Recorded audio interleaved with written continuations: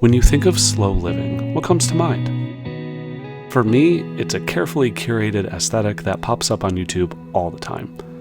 Cozy cottages, countryside living, wildflowers in a front garden with a stone wall, coffee in handcrafted mugs, books everywhere, a vinyl record playing in the background. Maybe there's a puzzle on the table, or a journal sprawled open on a couch. Food is in the oven, freshly made from scratch, of course. Maybe it's some sourdough or a hearty autumn soup. There's no plastic anywhere in the house, but there are candles everywhere. So many candles that the fire department is constantly on standby. It sounds kind of nice, doesn't it? A little oasis tucked away in nature, hidden from the hustle and bustle and technology of the modern world. It's a seductive vision, even if it's unattainable for most. But the thing is, none of this is actually required for slow living.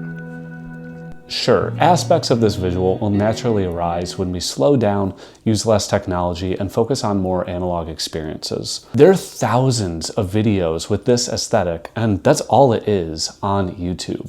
They're beautifully made, delightful to watch, and I really admire the filmmakers that create them. However, when scrolling through the comments on many of these videos, there are tons of them that say something to the effect of, "Man, this looks so great and I wish I could do that, I just don't live in that place." As if the property is what determines the lifestyle. Sure, I too would love to have a cozy little countryside cottage with a huge garden, a wood-fired oven for my bread, and winding roads to bike around. Instead, I have a nice suburban home with a half acre to manage, which is great given my family situation and its proximity to my job.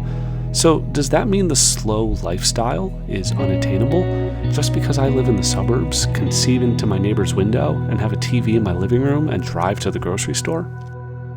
No, of course not. But man, it sure seems that way sometimes. A few days ago, I watched a really nice film about a woman who spent a weekend away at one of these cabins in the woods in order to slow down. And it was everything you would expect from the slow living aesthetic. A tiny home nestled in the forest, a deck to do yoga on, fresh coffee brewing in the morning, woodland trails to stroll through, eating breakfast by the fire, books, puzzles, and journals and games galore, and a sauna and a cold plunge. Of course, there was a sauna and a cold plunge. I really enjoyed the film, and watching it stoked feelings of desire and envy in me. Man, if only I lived there. And that's when it hit me. I actually can do most of the things that she's doing in this video. If you look out back, our home is nestled into the woods. I make fresh ground coffee or loose leaf tea most mornings. There are books and CDs and vinyl everywhere. Plenty of paths to stroll along, a deck to do yoga on, and yet I still watched that video and felt a sense of lacking, just because it wasn't that specific location. Location which, by the way, costs about $300 a night to enjoy. Sure, life tends to feel more relaxing when there is space and nature to enjoy as opposed to being in a busy city. Areas with less traffic are more pleasant to travel through than the Long Island Expressway. It makes sense why slow living is tied to these countryside estates in the popular imagination. It can make it easier, but that doesn't mean a location like that is a requirement. Slow living isn't about handcrafted mugs or flowy handmade clothes or sourdough rising in the oven, although all of those sound awesome. It's a mindset.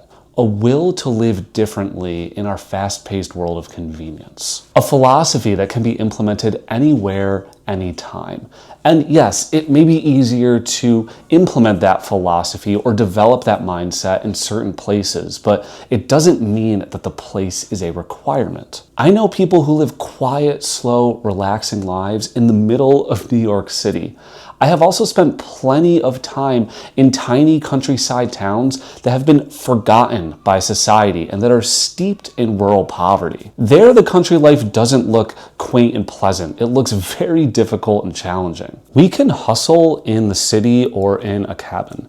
We can push ourselves to burnout on a cozy couch with a mug of tea by our side just as easily as we can in a high-rise apartment in the Bronx or a cliche suburban house with a manicured lawn. My fear is that the aesthetic will make people feel like they can't rebel against our fast-paced world because they don't have the right location, tools, or products. If it doesn't look right, the thinking goes, then maybe it won't feel right. The reality is that we can choose slow, intentional living right now, in this moment. Everything holding us back is in our minds. We can decommit, say no, delete social media, sit outside, take walks, get rid of our emails, all of it. Slow living is a choice, regardless of location or aesthetic. It's a commitment to doing things differently as best we can in the situation that we find ourselves in. And it's not our location that's holding us back. It's our fears. The fear that we'll be needed, that we'll miss out, be unproductive, fall behind, be uninformed, that somehow we'll have and be less. I can tell you from experience that those fears are unfounded. We don't need a cabin in the woods to overcome our fears. We just need the courage to swim upstream against the current state of society. That power lies within. It always has. It's just a matter of when you choose to use it, regardless of where you find yourself living.